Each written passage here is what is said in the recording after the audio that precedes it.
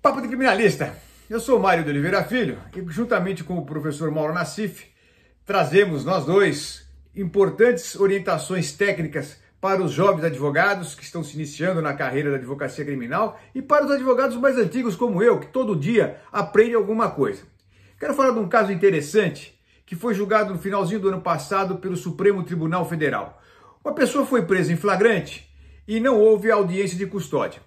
O nosso colega, o André Luiz Galerani Abdala, foi impetrando o habeas corpus até chegar no Supremo Tribunal Federal, pedindo, obviamente, requerendo a soltura do seu paciente, porque não houve a audiência de custódia, seja lá por qualquer motivo que tenha ocorrido.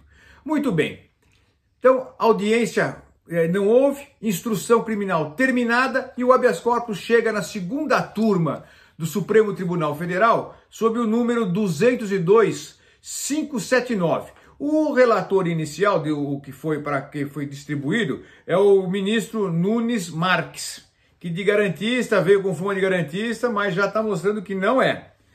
Como o voto dele foi derrubado, o ministro relator passou a ser para o acórdão o ministro Gilmar Mendes. O que aconteceu? Houve um empate. O Fachin e o Nunes Marques denegavam a ordem. Tá tudo certo, não precisa de audiência de custódia, aquela coisa toda. Mas o ministro Gilmar Mendes abriu divergência e entendeu que deveria ser realizada a audiência de custódia agora, mesmo com a instrução encerrada. E o ministro Lewandowski dava o voto para colocar o sujeito em liberdade, porque havia uma infração grave quanto à não realização da audiência de custódia. Muito bem, nesse caso, quando essa decisão se vai pelo voto médio, até porque nessa época ainda a turma do Supremo Tribunal Federal estava desfalcada de um ministro, então não tinha o voto de desempate, que deveria ser o voto de Minerva, que vem lá da época de Ésquilos, né, na Grécia, que escreveu sobre o drama de Orestes, que matou a própria mãe, enfim. Aí vem a deusa Minerva e o julgamento do Orestes empata e a ministra, a deusa Minerva desempata em favor do réu, coisa que o Fux ignorou e vem ignorando quase que sistematicamente no Supremo Tribunal Federal.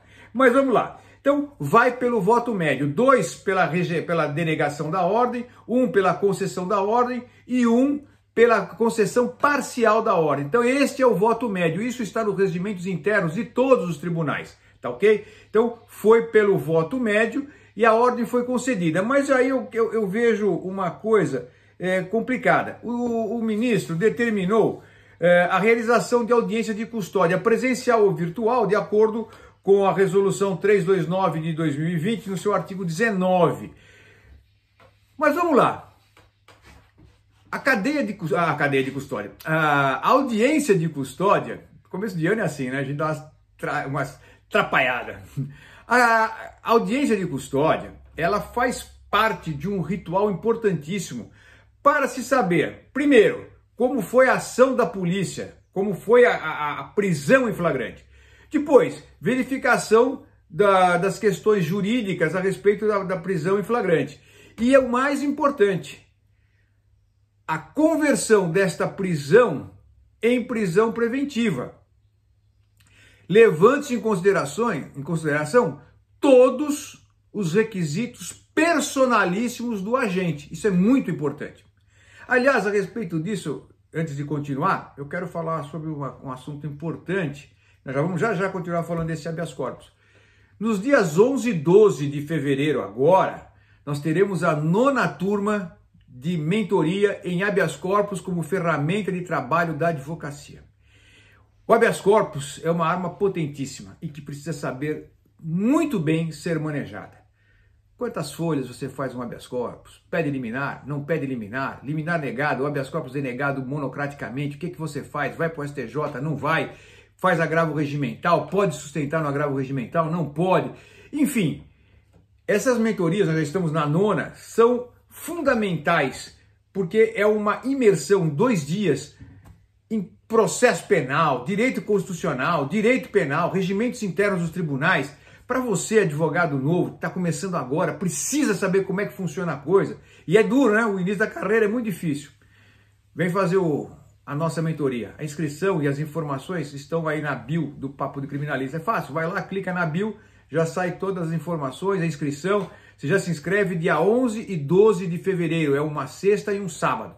2 dias de mergulho lá. Eu, professor Mauro Nassif, professor Rodrigo Fusger e o professor Roberto Delmanto Júnior. É, o homem do Código de Penal comentado mais vendido no mundo. Mas então, voltando agora para o nosso habeas corpus, o 202579, não esquecendo que esse voto médio, todos os regimentos internos dos tribunais contemplam. Por exemplo, no regimento interno do Tribunal de Justiça do Estado de São Paulo, ele está no artigo 139, parágrafo 2º. É importante você dar uma lida e prestar bem atenção como é que funciona isso.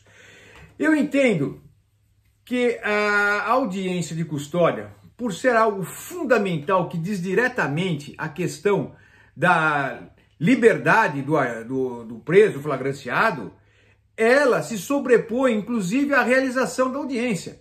Eu vejo que o ministro Gilmar Mendes, que é um dos poucos garantidores da Constituição Federal, nesse habeas corpus deveria sim ter concedido a ordem integralmente, como fez o Lewandowski, e colocar o acusado em liberdade. E talvez até a anulação de toda a instrução criminal. Esses juízes de primeira instância precisam aprender a trabalhar. Muitos deles, obviamente não todos, mas uma esmagadora maioria precisa aprender a trabalhar e entender que o juiz não é órgão auxiliar de nenhum órgão de segurança pública. O juiz é independente de tudo isso. Portanto, na minha visão, esse habeas corpus poderia ser melhor. É isso aí, meus amigos. Papo de Criminalista, a gente volta. Um grande e fraternal abraço a todos.